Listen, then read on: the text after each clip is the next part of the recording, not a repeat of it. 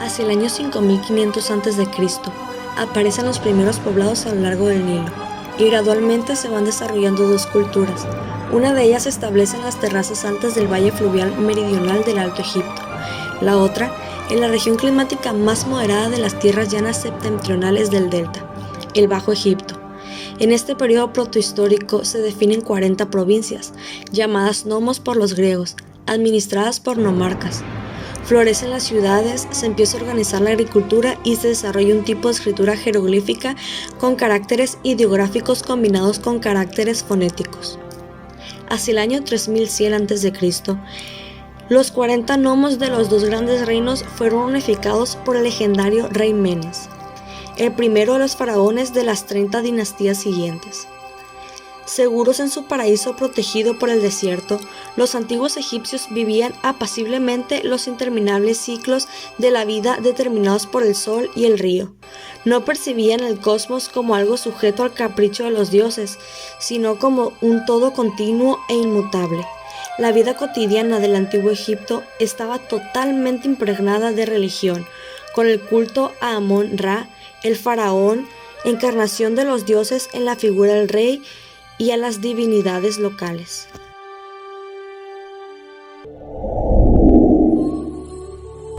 Las primeras sepulturas que iniciaron en Egipto fueron fosas excavadas en la arena, modo de criptas y cubiertas por losas de piedra, pero a como fue llevando el segmento, los chacales escarbaban hasta terminar de desenterrar los cuerpos, así que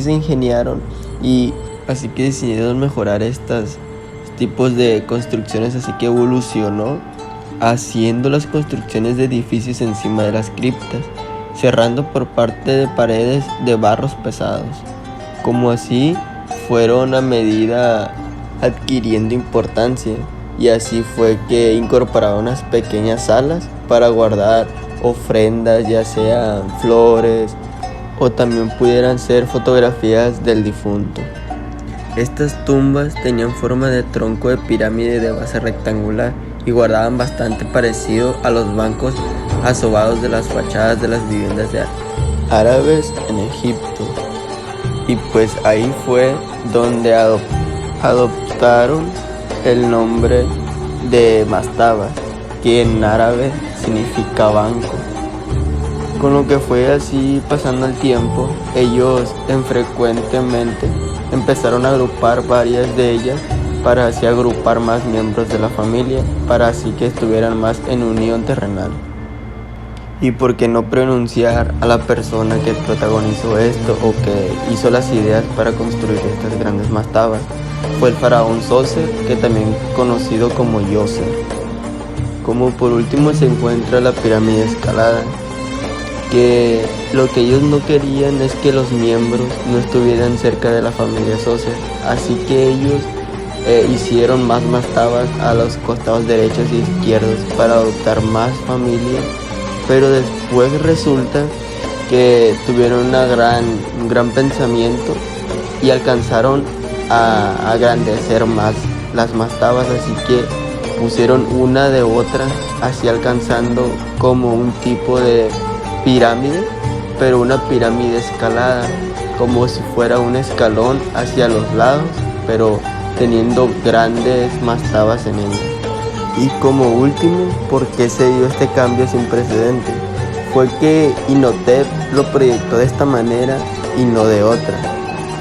Me refiero que él ingenió esa manera de hacerlo, quiere decir que él dio un ejemplo para así hacer las mastabas, y así el último recibió el nombre de pirámides escaladas. Pero asimismo tuvo la propuesta de varios faraones, no nomás de ellos. Como ya por último pasó tiempo, y aquí fue cuando ya vieron que estaban demasiado grandes la pirámide escalada, y fue cuando llegaron a la propuesta de rellenar los espacios de los escalones, y así fue que adoptó el nombre de pirámides, con las caras de una pirámide lisa. Las pirámides de Giza están localizadas en la meseta de Giza, a 18 kilómetros del Cairo. Estas pirámides no solo son las más importantes de Egipto, sino una de las más importantes en todo el mundo. y una de ellas siendo denominada como una de las 7 maravillas del mundo, como lo es la Gran Pirámide de Giza, o también llamada la Pirámide de Keops. Estas pirámides servían como tumba para los faraones, quienes ordenaban su construcción. Eran momificados y sepultados con comida y sus pertenencias más valiosas. Hay 3 pirámides principales, que son la de Keops, Khafre y Miserino. La Gran Pirámide de Giza, a la que también se le conoce como la Pirámide de Keops, es la mayor pirámide de Egipto y la más antigua edificación de las 7 maravillas del mundo. Se estima que su construcción finalizó alrededor de los años 2570 a.C., siendo la primera y mayor de las 3 pirámides de la necrópolis de Giza. La pirámide de Khafre, o como más bien se le conoce, la pirámide de Jafra, es perteneciente a la necrópolis de Giza. Fue erigida en la meseta de Giza junto a la de su padre Keops. Su construcción data del siglo VI a.C. En épocas antiguas fue denominada la Gran Pirámide, debido a que parecía ser más alta que la pirámide de Keops. Esto se debía ya que estaba situada en lo más alto de la meseta y presentaba un ángulo más inclinado en sus caras. La tercera pirámide, llamada pirámide de Miserino o de Menkura, es la menor de las 3 pirámides de la necrópolis de Giza. Se le atribuye ordenar la construcción de la pirámide a Menkaura, faraón de la dinastía 4. Las dimensiones de la pirámide son de 108.5 metros de base y 65.5 metros de altura originalmente, y actualmente su altura consta de 61 metros debido a la pérdida de su recubrimiento. Las antiguas metrópolis egipcias de Menfis y Tebas han desaparecido, pues estaban hechas de ladrillo de barro prensado. Bajo el reinado del faraón Agnatón, hacia los años 1379 a 1362 a.C., se fundó una nueva capital, Akhatón, el horizonte de Atón, en el centro geográfico del antiguo Egipto. A esta ciudad pretendía ser la sede de la revolución religiosa emprendida por Agnatón. Tras la muerte de Agnatón, las ciudades son nuevo templo fueron demolidos por los sacerdotes Amor en la tierra en el templo empleados para construir otros edificios. Los escasos restos que se conservan del antiguo Akhatón han permitido la reconstrucción de una espaciosa casa y un suburbio septentrional de la ciudad. En torno a la casa principal se organizaba una serie de dependencias secundarias: el granero en el lado oeste, los establos y un cuarto de carruajes en la esquina suroeste del conjunto, las dependencias del servicio en la zona central y los almacenes, la cocina en la esquina sureste. El establo y el pozo estaban ubicados junto al muro este. Evidentemente se trataba de la casa de algún funcionario importante o tal vez de algún sacerdote al servicio del templo. Los calígrafos y los artesanos también debían vivir razonablemente bien, dado que sus servicios eran cruciales para el buen funcionamiento de los servicios del templo y para la creación de las inscripciones y pinturas de los templos y tumbas. El barrio de los artesanos del templo de Tebas ha desaparecido hace mucho tiempo, pero, en cambio, ha perdurado parcialmente el poblado construido para los artesanos que trabajaban en las tumbas del Valle de los Reyes. Fue fundado por Tutmés I hacia el 1530 a.C. para alojar a un cuerpo escogido de artistas, artesanos y calígrafos. Fue ubicado en un estrecho valle, llamado actualmente Deir el-Madina, en lo alto del farallón que dominaba las verdes campiñas del Valle del Nilo y las ciudades de Tebas y Karnak, al este, y tenía una calzada que descendía hacia el desértico Valle de los Reyes justo al norte.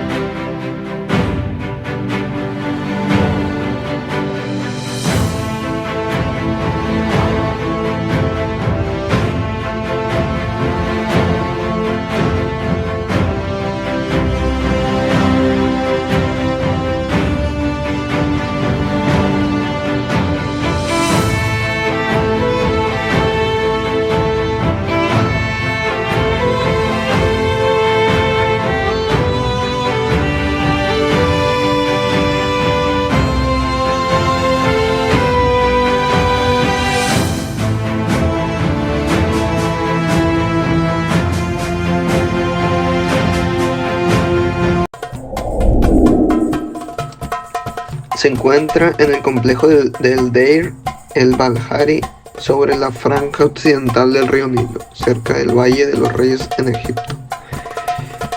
Este templo funerario fue construido en honor a Amon-Ra, el dios del sol. Está ubicado junto al templo funerario de Mentuhotep II. Es considerado uno de los monumentos incomparables del antiguo Egipto. Senemut fue el arquitecto y funcionario que alcanzó notable importancia durante el reinado de Hatshepsut, reina faraón de la dinastía 18 de Egipto, cuando tuvo el cargo del Chati, canciller real, pues. Y dato curioso, Senemut vigiló la construcción y probablemente fue el que diseñó el templo. Amon-Ra fue un dios egipcio celeste, el dios de la creación. Fue atestiguado desde el Imperio Antiguo junto con su esposa durante el reinado de la 11ª dinastía del siglo XXI a.C. Se elevó la posición del patrono de Tebas. Después de la expulsión de los invasores Hicsos, adquirió la importancia nacional expresada en su función con el dios del sol, Ra, como Amon-Ra o Amon-Re. Durante el Imperio Nuevo Egipto, Amon-Ra conservó su estatus de dios principalmente en el panteón egipto, excepto durante el periodo amarniense. Amon-Ra en este periodo ocupaba la posición de la divina trascendental, creadora de sí misma por la excelencia. Era dios de los pobres y de la piedad personal. Las terrazas escalonadas y alcanzan los 30 metros de altura. Estas terrazas están conectadas por una gran rampa central que en la antigüedad estaba flanqueada por jardines de plantas exóticas traídas del Punt, tales como árboles de incienso y mirra.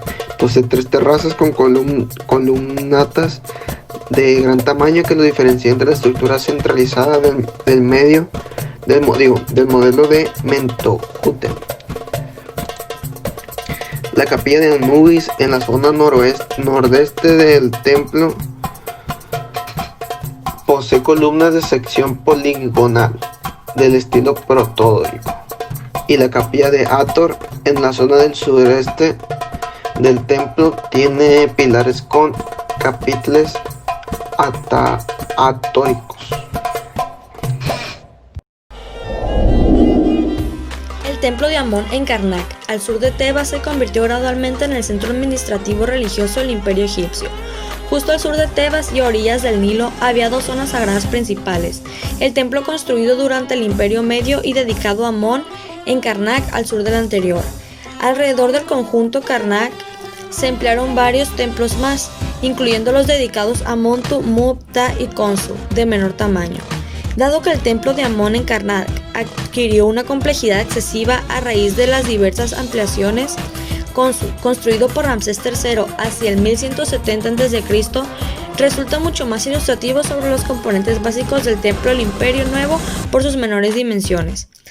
La aproximación se realizaba por una larga avenida jalonada de esfinges que conducía a un pilono de entrada, una sólida muralla de paramentos inclinados perforada por una estrecha puerta de entrada.